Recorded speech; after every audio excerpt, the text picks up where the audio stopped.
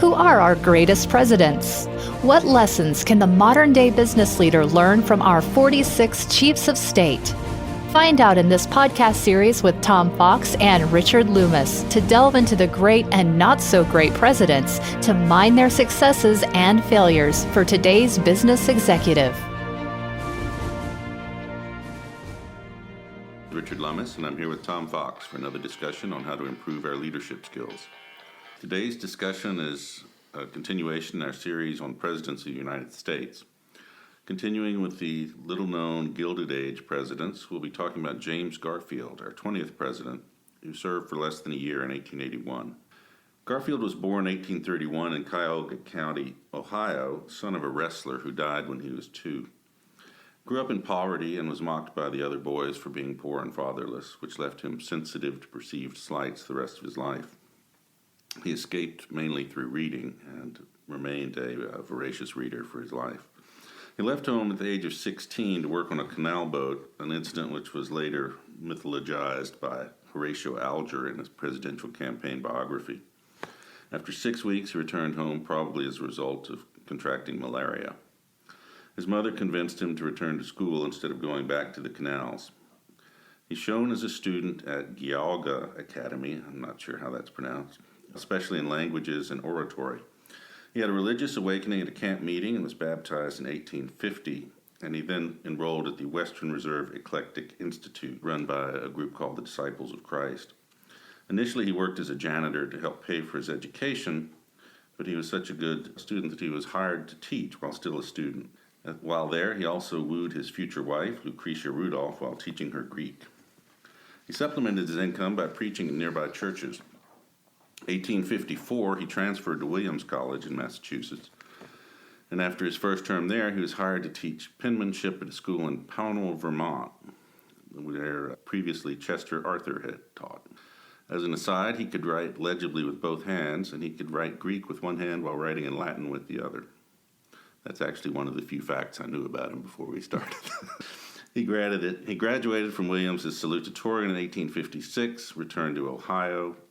He was named president of the Western Reserve Eclectic Institute in 1857 and married Lucretia in 1858. But for economic and other reasons, he left education to read law in Cleveland. He was admitted to the bar in 1861. In August of 1861, he was commissioned as a colonel in the 42nd Ohio Infantry Regiment. He drove the Confederates out of eastern Kentucky and was promoted to brigadier general. He fought at Shiloh and Edom, and that summer he was forced to return home by ill health. He hadn't been wounded. He returned to service in the autumn. He became chief of staff to Major General William Rosecrans in January of 1863 and performed well at the Battle of Chickamauga with a famous ride to rally the troops, and he was promoted to Major General while Rosecrans was sacked. He resigned his commission to take a seat in the House of Representatives in December of 1863 at Abraham Lincoln's request, and he had actually been nominated while he was at home on sick leave. He was a radical Republican, fiercely abolitionist and pro-black suffrage, and he favored confiscation of Southern property and the exile or execution of Southern leaders. He managed to pass a conscription bill eliminating commutation, whereby someone could provide money or a substitute if they'd been conscripted. Staunch backer of the gold standard, he was not a huge fan of Lincoln, but he changed his opinion, at least in public, following Lincoln's assassination. He opposed Andrew Johnson's policies, but eventually distanced himself from the radicals and went so far as to vote against the Ku Klux Klan Act in 1871. He continued to advocate for the gold standard, but he was a supporter of free trade. Served 9 terms in the House. Tom, I think before we get to his presidency, we should probably say a little bit about the radical Republicans and the Credit Mobilier scandal. Absolutely, Richard. Lots of interesting things about the presidency, incredibly short presidency, as I guess we should announce a spoiler alert that Mr. Garfield is assassinated in this episode or near the end of this episode, perhaps even in the middle of this episode. It was second president assassinated. And we can go into that in a little bit of detail. But the couple of things that struck me, one was the Commutation Act. I think it was well known that you could pay a bounty and get out of your conscription What I hadn't fully appreciated, though, that the numbers of people who paid you didn't just pay to get out, you had to pay someone to take your place. So the troops allotments and quotas were filled, but the number of, I think in New York State, there were 10,000 conscripts required, 300 were non-paid positions. Perhaps there was an active market of men who were willing to enlist and get the Army dole, but I was frankly shocked by that. I was also very surprised to find Garfield's role as a radical Republican. We really didn't have a chance, I don't think I had the chance to explore his evolution, but it was clear he had evolved beyond the simple of the Thaddeus Stevens, Selman Chase, radical Republicans that we had seen in earlier podcasts, and really broke with them, I think, certainly near the end of Lincoln's life and the very first days of his second administration, but certainly throughout the Johnson administration. The credit Mobilier scandal is more difficult, and I think, unfortunately, puts a very, if not a dark light on Garfield, certainly a black eye. And it's from the research I did, it's not clear how much his role was. He, in some accounts I read, he made a profit of about $300, which I recognize is probably 100 times, maybe 50 times that today. So it was a relatively small sum in gross dollars in 1876 dollars or $1870. It would have been much higher, but he did accept the money. And that was a taint on him and a tarnish on him that he carried with him, and he really never fully explained that. The credit Mobilier scandal touched many politicians. It was a scandal around the Trans-Pacific Railroad, and lots of money was passed out and lots of stock was passed out to both senators and congressmen. And he was caught up in this, and I never saw a really good answer for it. So I was interested in your take on that. He certainly wasn't alone. The way the scam worked was that Credit Mobilier had been formed and was secretly controlled by the officers and directors of the Union Pacific, and was given contracts to actually build the railroad, which then Credit Mobilier submitted hugely inflated invoices. It was permitted to purchase Union Pacific stock at par, which was substantially below market value, and it paid substantial dividends throughout its history. And the key to that was, of course, that the grossly inflated invoices had to be paid, which means Congress had to appropriate the money. And the key man behind it was a guy from Massachusetts named Oakes Ames, who offered his fellow congressmen the opportunity to purchase Credit Mobilier stock at par, basically in exchange for their votes. The vice president at the time, Grant's running mate, who subsequently became vice president, James Blaine, whose name keeps popping up during this time period, and Garfield were all implicated in it. I think he flat out lied about it. I initially thought he was merely being cagey, but I think he was dishonest in his representations of what he had done. It was a relatively small amount of money that he got, but he did vote for the appropriation. So I just think it's a terrible black eye.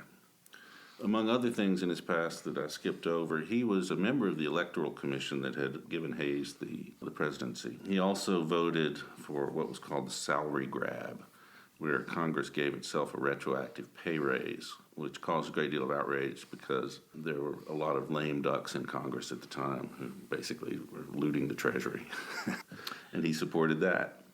So, you know, that brings up, it seems to me, a nice place to talk about something that I certainly wasn't aware of in this part of history, which was a budget surplus. And I don't mean a $5 or $10 budget surplus, hundreds of millions of dollars of budget surplus that the United States generated. They generated this starting in the Civil War, which I found unbelievably astounding that you could generate a budget surplus during wartime, given the experience of America and subsequent wars. Nevertheless, they did it through increasing the tariffs. And that had several impacts, which we see throughout this time period. One was this huge budget surplus. It wasn't that we were running a deficit, or the government was running a deficit to pay these bribes. There was a big old trough of pig slop, and everybody was coming to eat. And there was more money than they knew what to do with, literally. When I said 100, we saw figures as high as $150 million in budget surplus. You name one president in the last 50 years, and they would have died to have that kind of budget surplus. But the second impact was to get that budget surplus was the tariff. And manufacturing states, particularly in the Northeast and in the Midwest, wanted the tariff to be maintained because it it protected the nascent American factory life and the American worker by driving up the price of imported goods. And so we had this kind of two-pronged devil of this huge trough of food, or money, that the politicians could just raid willy-nilly, being paid for largely by tariffs, so it wasn't being paid for by Americans directly with their tax dollars. But then you had this economic protectionism that was inflating wages. And I think it led to some dire circumstances later. So I was really intrigued by this, and particularly with what the politicians could do. We saw later presidents actually, I think, finally do something with this budget surplus in terms of infrastructure, but I'm not sure if they didn't know what to do with the money, or they didn't believe they could appropriate the money, but it just seemed to grow and grow, and it was not used. I think that they were just reluctant to give up on these huge sources of income. There were excise taxes on a number of items as well, but it was primarily tariffs. And what was interesting to me is the tariff fights in the 1820s. Industry in the United States really was nascent and may have needed the protection. But at this point, the industry in the United States was booming, and especially after 1880. So the need for the tariffs seems to have been vanishing. At the same time, the fight over it grew increasingly heated. So then we had the nomination and the election, and from what I recall, Richard, Garfield was a bit of a dark horse candidate. He was. The favorites were a man named John Sherman from Ohio, and Garfield was actually supposed to be managing his campaign since he'd just been elected to the Senate with Sherman's support. Blaine, again, and Grant. The Grant and Blaine supporters deadlocked, and Sherman apparently had no real support nationally, and so Garfield was nominated on the 36th ballot. Now, part of this was he was a reformer, so the Roscoe Conkling / Grant faction was pretty much against him. But as a sop to get their support, they agreed to name Chester Arthur, former collector of the Custom House in the Port of New York, as the vice presidential candidate, thinking that was not usually a road to success. The Democrats nominated Major General Winfield Scott Hancock, who was a very lackluster candidate. And the Republicans started off sticking with their bloody shirt campaign, where they called the Democrats traitors and so forth, but they eventually switched to make Tariff the key role in the election. Hancock made a couple of speeches that indicated he either didn't understand or didn't care about the issue, and Garfield won by fewer than 2,000 votes out of 9.2 million cast in the popular vote. But he won 214 to 155 in the Electoral College. So a handy victory there. So let me just say a few words about waving the bloody shirt. Waving the bloody shirt was a term used to talk about your candidate as a Civil War veteran, as therefore a man of honor. But what surprised me, or had somewhat forgotten, was the part you raised, Richard. There was a part two of waving the bloody shirt, and that was that the Democrats had taken us into war, and indeed the Democrats were traitors. Now, I would ask you, once again, is there anything new in American politics that you would call your opponent a traitor to America? Why no? I seem to have read something about that fairly recently. It really just stunned me that these themes we're continually seeing over and over. But the waving the bloody, I think in our lifetime, certainly we have seen veterans use that honorably and successfully in campaigns. George H.W. Bush was our last serving World War II veteran. His son, George W. Bush, was our last president who has actually served in the military. And at one point, I think that meant something. Yeah. And, now I'm not so sure, but and maybe that's having an all-volunteer army or no major conflicts. Maybe that's not a bad thing, but the waving the bloody shirt really struck me. That was the second part, that the Democrats were traitors. But fortunately, by this election, that seemed to be wearing out. And as I think you correctly noted, the election really turned on tariffs, and either a know-nothing speeches by Winfield Scott Hancock are really not caring. Yeah. I think that the importance of being a veteran seems to be coming back into vogue, at least in the lower offices. Yes. A fair number of Congress people are now veterans of Iraq, Afghanistan, and so forth, and run on that basis, and it seems to be effective. So maybe they'll be climbing up the ladders, and we'll see it back. His presidency is well, short. He was shot about 200 days into it and lingered for a long time thanks to incompetent medical care and eventually died. But, he did accomplish a few things. Before we get to his accomplishments, can I just say a few words about the assassination, though?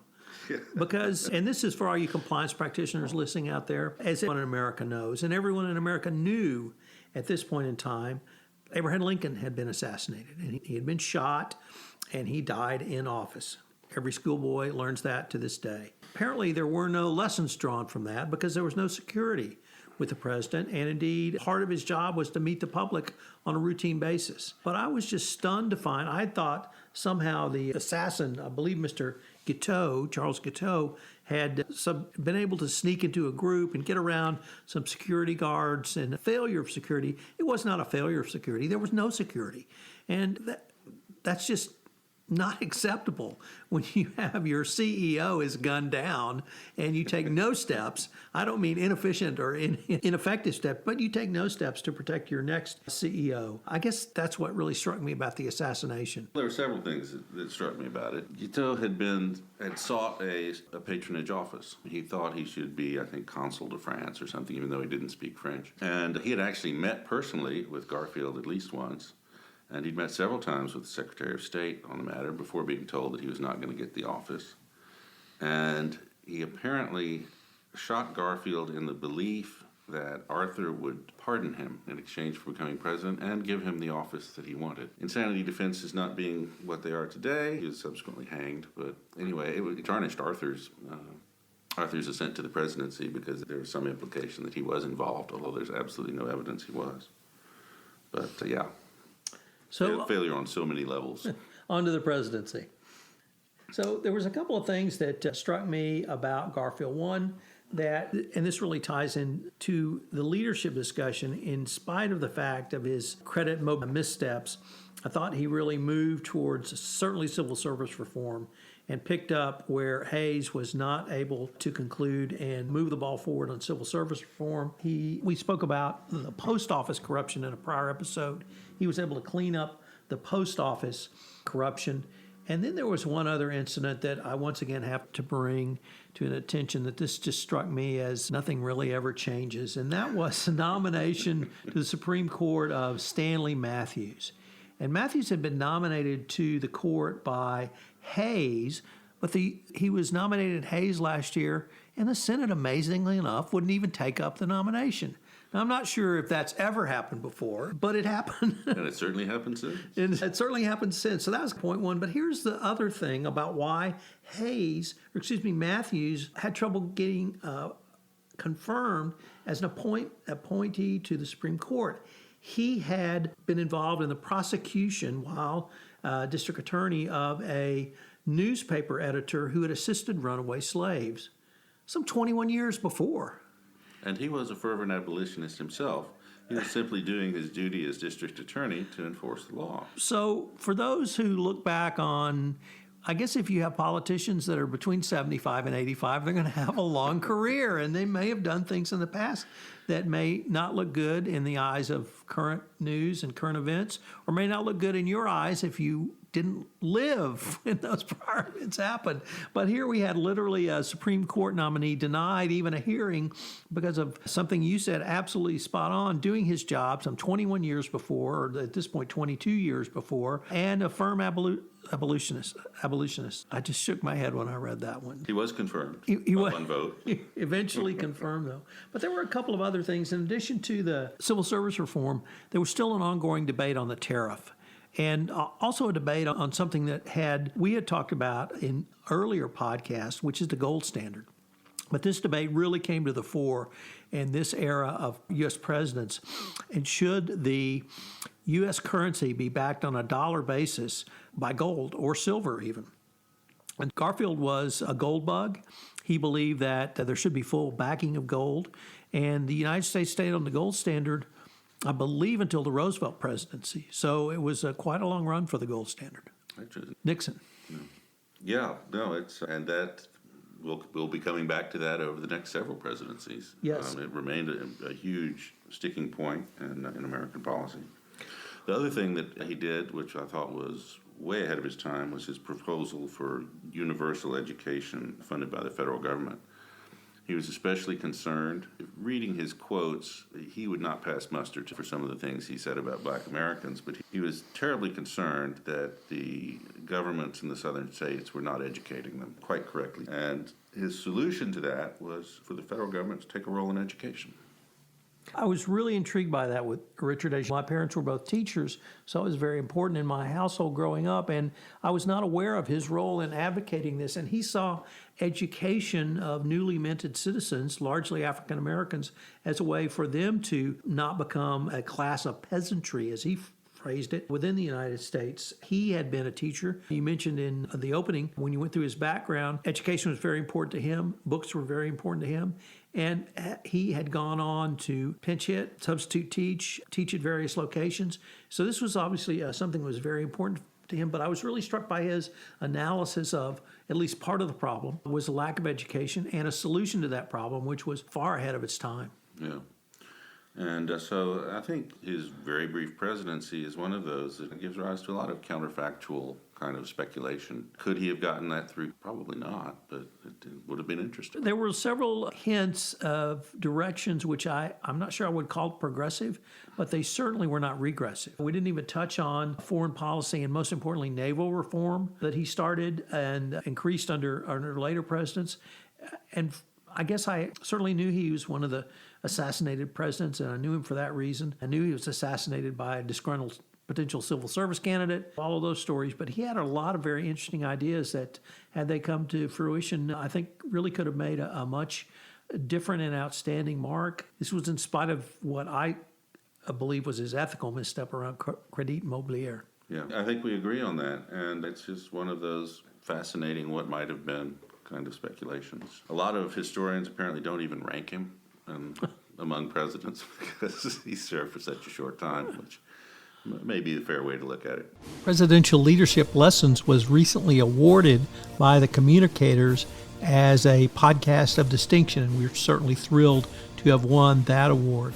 Also, I would like to invite you to another podcast I recently concluded called Never the Same, which looks at business issues which have changed forever in the wake of the Russian invasion of Ukraine.